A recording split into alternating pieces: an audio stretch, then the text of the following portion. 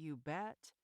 Matthew, a former sommelier and now my business partner, was doing his best to learn about cheese. In exchange, he instructed me about the complexities of wine. Our arrangement was what you would call a delicious swap. Well, it's killer, he said. Truly killer. A chill shimmied through the tent. I twisted the knob on the standing heater beneath the buffet table and cozied up to it. Once we opened the tent to customers, we'd have the heater on all the time. The front door flew open and a dash of yesterday's featherlight snow fluttered inside. Then Sylvie, Matthew's buxom ex-wife, entered. "Hello, love," she bolted toward us, waving a handful of glossy flyers. A cool breeze swirled through the tent until the door swung shut. "Speaking of exes," I said dryly as I felt my eyebrows rise. "What are you?" Matthew sputtered. "Why?" He gaped at Sylvie with outright shock. I didn't do much better.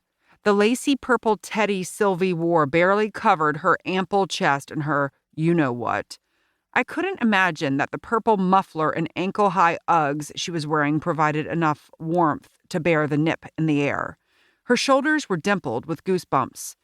"Did you forget to put on clothes?" Matthew managed to blurt out. "I'm advertising, love," Sylvie announced in her clipped British accent as she waved the flyers. "Advertising what?" I pressed my lips together to keep the snarky comment from escaping. Good business required tact, even with ex-in-laws. Sylvie owned a women's boutique called Under Wraps. Many of the items in the store's window would make the sultriest vixen blush. A few years back, Sylvie abandoned Matthew and their girls to live with Mumsy and Dad in merry old England. A couple of months ago, she returned to Providence. Much to Matthew's vexation, she had wheedled her way back into their 9, soon-to-be 10-year-old twins' lives. "I've rented the tent next to yours," Sylvie fluffed her acid-white hair. Static electricity in the air made it stick straight up on top, but I didn't tell her, my silence giving me a wicked pleasure. "What better lure than the aromas of cinnamon and hot spun sugar from the neighboring tents, right, love?" To increase business during winter months, the Igloo ice cream parlor made all sorts of delectable treats.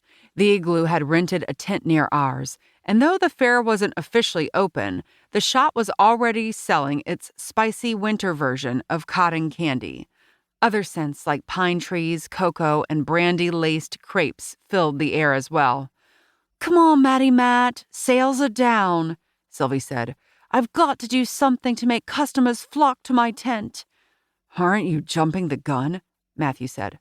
"I like to be prepared." She sidled up to Matthew and ran a chocolate-colored fingernail down his sleeve. "Admit it, you always liked how I could coax a cow to croon." Matthew's eyes turned as dark as lava. "Stop it." He nudged her away. Coming to his rescue, I gripped Sylvie by the elbow and steered her toward the exit. "Sylvie, give me some of those flyers. I'll be glad to post these. Someplace. Maybe in Timbuktu." "Thanks, Charlotte. Oh, did you hear? No time to gossip." I prodded her forward. "We're busy." Sylvie frowned. She prided herself on being Providence's gossip monger extraordinaire. Gossip, according to her, flew rampant around a women's boutique. "But we've got to get back to decorating. Bye-bye." Before she could protest, I propelled her into the cold, not thinking twice about how she would keep warm.